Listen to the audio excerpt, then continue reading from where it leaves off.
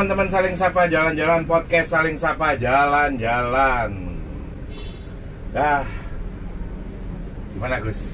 Alhamdulillah. Alhamdulillah. Saya buka masker ya? Iya boleh. Oh, iya. Cetok ganteng nih. Iya. Jadi Gus Pogo ini adalah founder dari Pogo Foundation. Ya. Selamat datang di podcast Saling Sapa Jalan-Jalan Gus. Terima kasih Cak Taufik sudah diundang. Lagu-lagu isu. Nah ya itu. Dalam berapa tahun sudah nggak naik angkot? Tahun pira ya terakhir ya? Ya. Bali sampean. Kan? Mungkin 15 tahun. 15 tahun, berarti 1,5 dekade lah ya. Ya, aku pengennya gini Gus. Jenengan ini aku lihat yang namanya investasi sosialnya lumayan lah ya. Ya.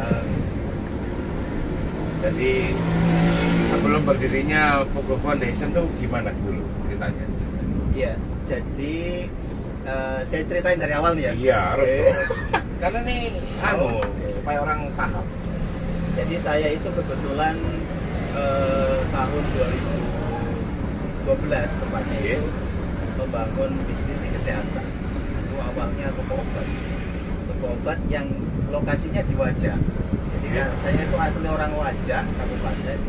Tapi dulu lama di Bali karena kuliahnya di Udayana, Bali. Jadi kalau kuliah Udayana itu dulu karena orang tuanya minta di UI, beliau Udayana di Bali aja Udayana.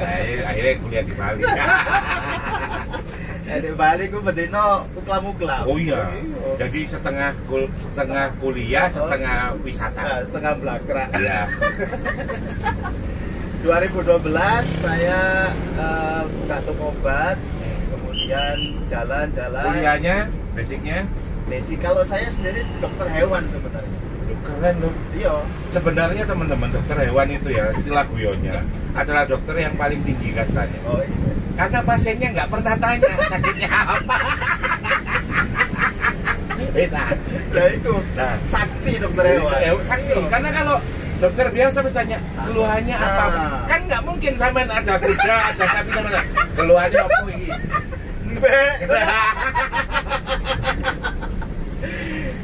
Kebetulan kenapa kok bisnis di kesehatan? Istri saya itu dokter manusia. Jadi dulu istri. Oh jadi istri ya dokter ya? Ya dokter umum istri. Keren. Nah waktu itu karena beberapa kali pas di Bali itu bisnis gagal. Kemudian Bisnis apa ini di Bali? Di Bali pernah punya peternakan kambing. Oh salahnya itu tadi punya dokter untuk manusia sampai memaksakan kehendak sebagai laki-laki.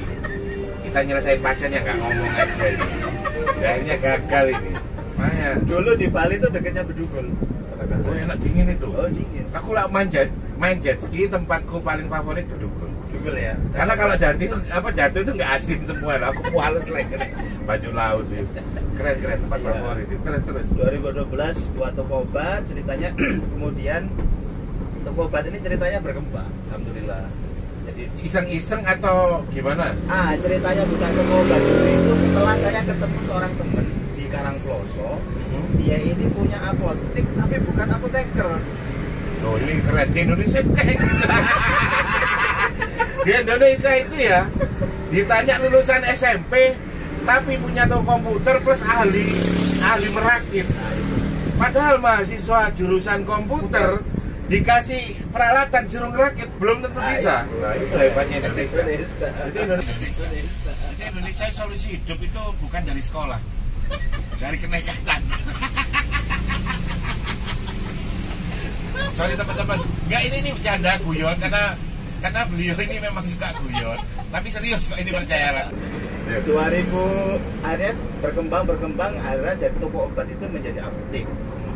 Nah puncaknya itu tahun 2014 apotek semakin besar, revenue-nya semakin. Nyonya jadi dokter nggak udah itu? Waktu itu nyonya saya suruh praktek di apotek. Ya pinter lah kali ya. Iya. Nyonyai praktek. Nah. Iki nang desa kan posisinya Iya, ya. deso. Di desa atau teko kota.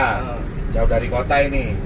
Terus nyonya jadi dokter, sampean jadi buka apotek. buka apotek yang bukan apotek. Iya. Ini keren nih. Dibilang jual jamu yang dijual ya obat paten ya kan? Ya kan? Hebat ini orang Indonesia. Akhirnya kalau ada orang sakit langsung gini. Ada apotek sebelah gitu. Jadi mau nggak mau itu dia harus ke apotek sebelah. Kalau enggak obatnya malah keliru nanti. Dikasih obat buat kambing nanti. Nah, akhirnya sukses di situ ya. 2014 mulai banyak, omsetnya sudah mulai besar di apoteknya. Kemudian kita berpikiran waktu itu, karena saya sering berkomunitas dengan teman-teman yang punya klinik, waktu itu terinspirasi. Kayak yang beli klinik. Oh, pertama klinik dulu. Nah, akhirnya kita memutuskan waktu itu, saya memutuskan untuk membuat klinik. Pokoknya yang caranya ini harus kita segera punya klinik. Akhirnya dalam perjalanan 2015 saya udah dapat tempat, kita beli di Wajah juga, kita bangun waktu itu. 2016 namanya Klinik Kerawat Inap Pojok Usada berdiri, mulai buka Tahun 2016 Klinik Kerawat Inap Pojok Usada berdiri. Kemudian namanya Wajah Usada. Wajah Usada. Jadi 2016 itu Wajah Usada berdiri, Klinik Kerawat Inap bentuknya. Kemudian seiring berjalannya waktu 2017, 2018, 2019, nah 2020 kemarin karena kita akuisisi aset tanah-tanah sebelahnya, kita memutuskan untuk naik lagi menjadi rumah sakit. Rumah sakit grade apa ini? Sementara masih gede. Jadi Grade B itu berarti standarnya sampai rawat inap, UGD ada. Oh, semua ada. Semua ada. Jadi yang bedain apa? Yang bedain D, C, B, A itu adalah yang pertama kelengkapan dokter spesialis. Kemudian yang kedua D dikit. D itu lebih cenderung sedikit. Tetapi kalau yang di Permenkes terbaru itu, kalau dulu kan acuannya itu dokter spesialis. Kalau sekarang acuannya itu adalah jumlah tempat tidur. Jadi yang membedakan tipe D, C, B, A itu ketersediaan tempat tidur. Kayak hotel jadi standarnya.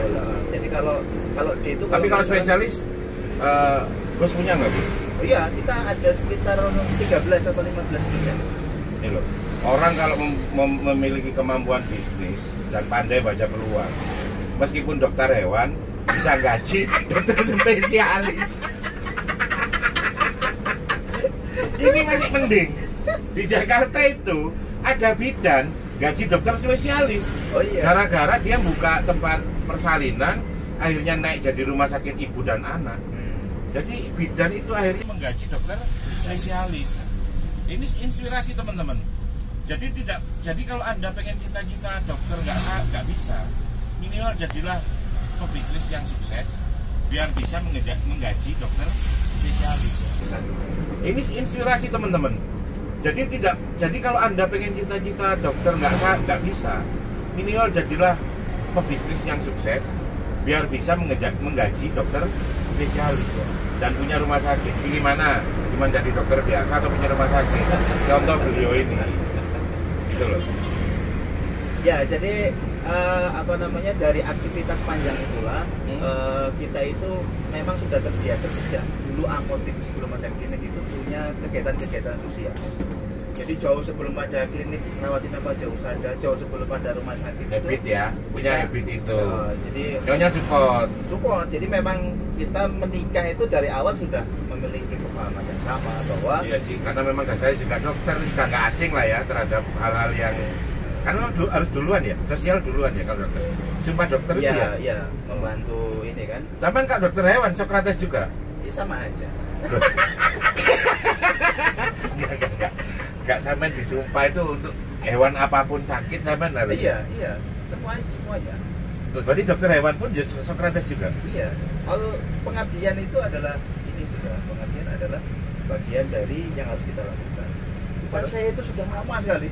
Makanya kalau ditanya sekarang, Pak, ini kucing saya sakit. Apa ini? Iya ya. Lama saya sudah nggak nyuntik itu.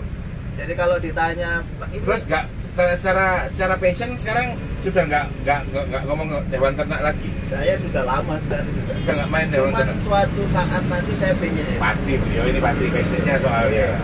Lah, punya punya pasiennya nggak? Pasti bisa langsung nggak akan protes itu. Karena hari ini dokter paling sukses juga dokter hewan, teman-teman. Karena hampir tidak ada laporan malpraktek. Kalau malpraktek langsung disembelih. Langsung sebelah aja soalnya. Ya, Itu kita sering adakan kegiatan-kegiatan sosial, sunat gratis. keren. Bahkan sampai sekarang itu istri saya sampai sekarang masih praktek di apotek.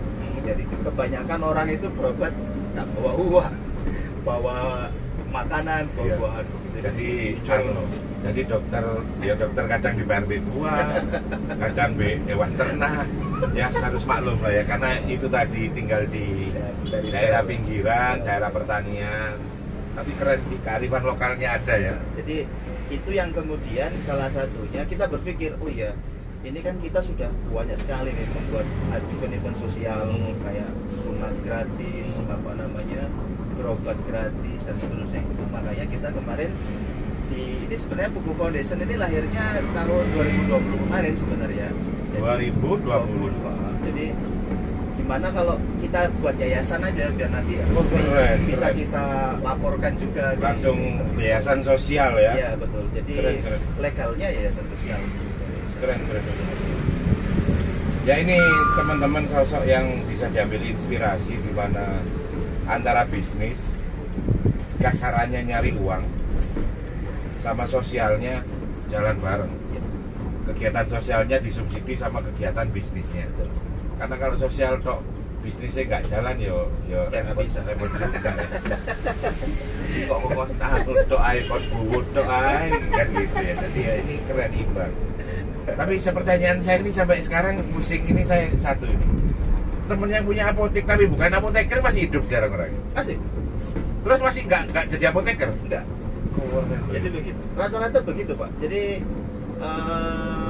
termasuk yang punya rumah sakit ataupun punya klinik rata-rata memang ya lebih seringnya itu kalau nggak bidan atau perawat, jarang dokter yang memiliki seperti itu, kecuali memang dia ini ya, kalaupun punya biasanya bukan operatornya, Ya, memang ada pengelolanya begitu. Berarti pendekatannya bisnis ini malah ya. Jadi ya mohon maaf, jadi kebanyakan memang kalau kita di profesi dokter itu kalau bahasanya Carol Dweck gitu dalam Carol Dweck ya. punya mindset itu, Ya. yaitu termasuk fixed mindset kan. Ya. Kita pikirannya setelah lulus sekolah spesialis ya praktek, udah begitu aja rutinitas, karena dia dengan praktek sudah gajinya besar. Tapi beda dengan dokter yang mau nggak mau nasibnya harus punya pasien yang nggak ngomong. Pikirannya kan langsung nggak iso ini terus. Nggak bisa gini terus. Ini harus seenggak-enggaknya meskipun punya pasien ini hewan harus naik ini. Nah ini akhirnya terbukti ketika orang tuh nggak fix mindset, tapi adapted mindset, ya kayak gini jadinya. Jadi dokter hewan yang punya anak buah dokter spesialis ya keren banget. Gitu loh. Jadi kalau saya waktu itu kenapa kok lebih concern di bisnis kesehatan? Jadi saya mempelajari teman-teman yang waktu itu dalam satu angkatan itu banyak yang gagal. Ternyata memang yang paling tidak beresiko itu bisnis di jasa. Iya jasa itu nggak Termasuk kalau hasil risetnya siapa yang terakhir ini tentang bisnis yang rise dan yang loser, yang winner dan loser itu kan salah satu yang jadi winner di era pandemi ini kan kesehatan. Kesehatan sama operator seluler, terus kemudian bisnis-bisnis yang menggunakan online. Betul. Basic online karena mereka meminimalkan orang langsung kontak langsung. Tapi beda dengan podcast kita kalau nggak duduk di angkot kan nggak jual bercanda gini, itu kurang. Kayak sayur nggak pakai garam, pakai racun. Mari makan sayur langsung gelung-gelung. Berarti memang disiapkan bener mulai adapted mindsetnya itu memang disiapkan bener, cari istri harus dokter. Oh enggak juga. Kalau saya dulu dapat istri itu dijodohin. Iya enak ya. Jodohin. Tapi kok kebetulan jodohnya pas dokter. Tapi mungkin nyonya dulu paling infonya juga nggak lengkap. Nggak lengkap. Dipikir dokter aja ya. Nggak tahunya ada belakangnya. Iya. Itu coba tanyakan nanti ya. Gue nggak niru kan? Aku ini pinter milih apa? Aku ini tepat milih jodoh. Awakmu tepat gak milih jodoh? Keblobok ya. Keblobok, tapi sekarang saya yakin nyonya lebih bahagia karena ternyata suaminya itu extraordinary. Ya, meskipun dokter hewan dengan segala keterbatasannya tadi ya, sampai bangkrut dan segala macam, ternyata ya bisa nunjukkan seseorang yang memiliki adaptive mindset gitu. Keren banget. Jadi sampai hari ini pun kita mungkin satu-satunya rumah sakit yang menerima surat keterangan tidak mampu dari desa. Mau? Jadi kalau ada pasien yang bawa surat keterangan tidak mampu, itu kita kasih harga spesial. Mau dia operasi, mau dia rawat inap. Dan kalau anak yatim itu sepanjang masa sampai kapanpun 24 jam kita sunat gratis. Loh, itu loh. Apa Cak Taufik kata sunat? Saya malah seneng ini, operator depan 2 ini saya sunat lagi. Biar nggak ngaco aja kerjanya. Ya. Jadi aku hampir speechless gitu loh, Gus. Bahwa dulu mau background pendidikan kita apa, mau sempat juga berpikiran mungkin aku bisa salah jurusan nih gitu. Tapi ketika kita adaptasi, ketika kita berusaha untuk memfixate kehidupan kita di masa akan datang, ya ternyata ya nggak ada masalah kan, tetap bermanfaat kan memang tujuannya sama nyonya saat itu juga sosial. Malah terinspirasinya bukan sama dokter, sama teman yang jual obat, punya apotik tapi bukan apoteker. Itu. Jadi kalau kita belajar lagi-lagi ke Carol Dweck itu salah satu kunci suksesnya kalau Carol Dweck ada di sini. Yang pertama itu menyukai tantangan, challenge. Yang kedua itu obstacle.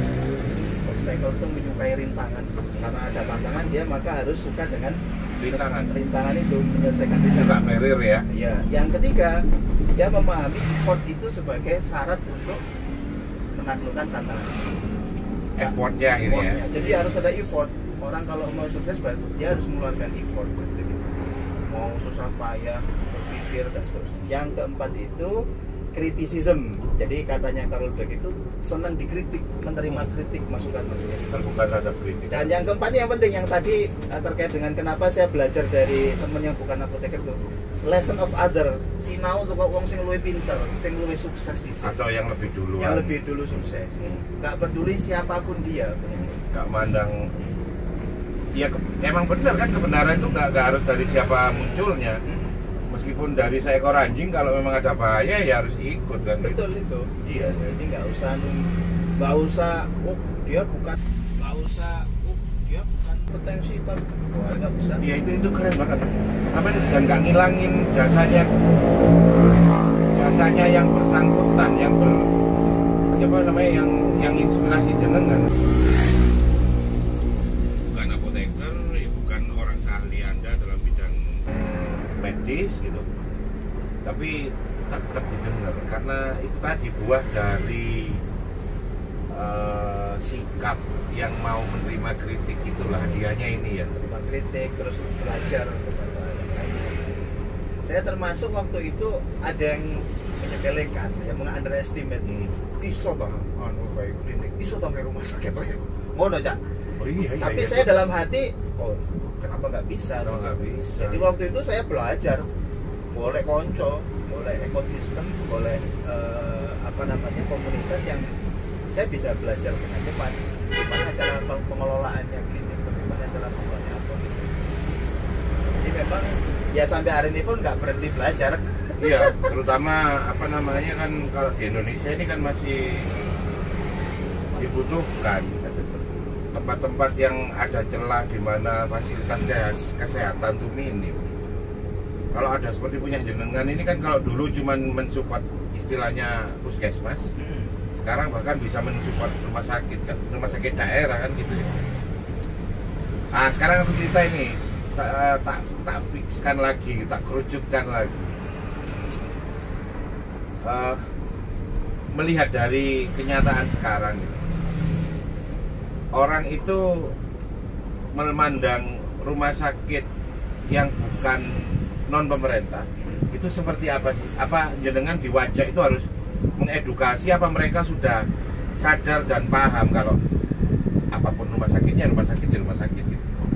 Jadi begini, karena kita dari awal membangun Wajak Usada itu, kenapa namanya Wajak Usada? Itu sudah locally, ya, sudah nama lokal, ya. gitu. Jadi brandnya brand lokal, brand gitu. lokal. Ya. Jadi, terus yang kedua, kita pada saat membangun klinik rawat inap Wajak Usada waktu itu, kita memang membawa sebuah brand, yang brand itu sampai hari ini kita pertahankan. Brand itu kita ramah, kita berkualitas, kita bersahabat. Jadi sehingga brand itu ke bawah sampai sekarang. Jadi orang itu bahkan sekarang kecenderungannya ya senang aja ke tempat kita, gitu, karena keramahannya, karena jadi kalau hari ini itu kita sudah nggak bisa menyamakan dengan mungkin 10 atau 20 tahun yang lalu yang orang itu kalau berobat itu ke puskesmas atau ke rumah sakit pemerintah. Sekarang lebih banyak pilihan dan orang semakin kesini kan semakin pinter tuh. Iya. Semakin high educated. Iya, betul. Dia gandengannya orang high educated itu kan pelayanan, Ya, service, hospitality. hospitality. Bahkan di hotel itu nama cara pelayanannya itu standarnya hospitality. Betul. Standarnya rumah sakit. Ya betul, ya memang harus seperti itu. Makanya kita juga terus, meskipun kita di desa, meskipun kita di perifer, di Wajak, begitu yang pinggiran kota Malang, tapi kita sampai hari ini terus mengedukasi seluruh karyawan yang ada di Wajak Usada untuk terus melakukan service excellence. Jadi kita setiap pagi itu kita ada morning briefing namanya, untuk memastikan semua orang yang ada di Wajak Usada itu memberikan pelayanan yang terbaik, hospitality service kepada semua orang yang datang ke Wajak. Keren itu. Terus saya nanya ke jenengan, pasien masuk ke IGD apa UGD sih yang benar tuh? Kalau dulu UGD sama aja sebenarnya. Oh gitu ya. Kalau dulu namanya unit, kalau sekarang instalasi. Oke, instalasi gawat darurat. Yang sering diceritakan teman-teman yang apa ya, ekonominya menengah ke bawah, itu mesti ngomong setiap masuk UGD terus ada kebijakan untuk rawat inap, selalu dimintain deposit. Oh iya, jadi memang ada beberapa. Itu harus itu gini, aku nanya gini, itu standar yang memang sudah baku harus gitu, atau kebijakan masing-masing rumah sakit? Saya mau nanya. Itu kebijakan masing-masing rumah sakit. Oke. Jadi kalau secara aturan Kita nggak ngomongin orang lain ya. Iya, nggak ngomong. Di tempat sampean gimana? Kalau tempat kita nggak ada deposit. Sering ganggu banget ke aku gitu. Karena memang aku sendiri pernah sih di beberapa di rumah sakit. Makanya ketika aku biar nggak ditanya deposit ini aku langsung masuk VIP. Orang sakit ditanya duit atau disuruh naruh itu kok buat aku kayak iya apa ya, nggak nyaman lah meskipun ada duitnya, tapi ya nggak usah segitunya gitu loh maksudku. Jadi memungkinkan ya kalau kita umpamanya meskipun rumah sakit katakanlah yang 100% mayoritas pasiennya adalah orang menengah ke bawah, terus saat mereka harus rawat inap nggak ditanya deposit duit dulu, itu bisa nggak langsung ditangani? Oh bisa di tempat kita di Wajak Usada nggak ada sistem deposit, nggak ada. Jadi orang datang ke UGD kita tangani. Bahkan yang sering itu justru malah orang nggak punya duit berobat ya kita kasih potongan. Bahkan sering ini Pak, sering kita kayak bank aja nih. Sering itu orang pulang habis operasi atau rawat inap duitnya kurang. Terus akhirnya naruh jaminan STNK atau KTP, itu bisa di tempat kita Pak. Itu teman-teman yang Anda merasa mampu punya uang atau punya yang sekarang lagi sok sultan itu, mestinya buatlah rumah sakit yang model beliau punya. Nggak punya duit, tinggal STNK, tinggal KTP kayak beli bensin kurang. Tapi itu keren. Itulah maksud saya, keberpihakan pada masyarakat tuh nggak usah rakyat itu dikasih subsidi ini, bantuan ini itu. Cukup perlakukan dia sebagai manusia. Namanya manusia tuh kadang punya uang, kadang enggak gitu. karena terbukti yang jadi koruptor itu semuanya itu bukan orang miskin. Ya. Masuk kan? Ya. Jadi yang bermasalah dengan uang, bermasalah dengan lembaga keuangan atau apa, yang pasti bukan orang miskin. Karena orang miskin nggak boleh masuk perbankan kan gitu. Nggak mungkin orang miskin itu punya utang di bank gitu. Karena nggak ada jaminan. Nggak punya jaminan. Gitu loh. Orang miskin cuma punya jaminan paling mentok-mentoknya bisa nggak surat nikah digadein. Kita itu sering itu, Pak ini kurang, katakanlah kurang 5 juta. Ini dicicil sebulan segini boleh Pak. Itu sangat sering sekali. Dan mereka sepanjang pengalaman jenengan fair nggak? Fair, rata-rata fair. Itu loh, orang miskin tuh lebih fair, brother. Ini pelajaran buat kita semua, ini refleksi buat kita semua. Bahwa orang miskin itu mereka karena nggak punya uang, tapi bukan berarti mereka orang yang nggak fair. Pengalaman beliau menceritakan bahwa kurang 5 juta dicicil, ngomong sebulan sekali ya sebulan sekali. Iya, sebulan sekali misalkan 500 gitu. Loh, keren itu loh. Yang terpenting dia bawa tadi itu surat keterangan tidak mampu dari desa sebagai dasar kita. Ya, karena jaminannya kan juga Bapak kadesnya ya, sebagai kepercayaan dan saya jamin orang miskin itu mereka cuma nggak punya uang aja, tapi mereka itu bukan bermental penipu kan gitu ya. Jadi kalau menurut saya, Cak Taufik, kalau saya itu kan memang terlahir dari keluarga petani. Istri saya meskipun dokter pun dia juga petani, orang menengah ke bawah, TKI, mertua itu. Oke. Jadi benar-benar dari kalangan menengah ke bawah dengan dari proletar kita ini. Makanya kita merasakan dari inlander. Jadi kita merasakan betul itu bagaimana rasanya dulu menjadi orang miskin. Nah, makanya ketika kita sekarang ya sampai kuliah di Udayana ya udah ya nak, di Udayana aja. Jadi ketika kita sekarang punya seperti ini, punya wajah usaha, punya apotek itu, kita memang berprinsip bahwa orang hidup itu nggak selamanya gitu.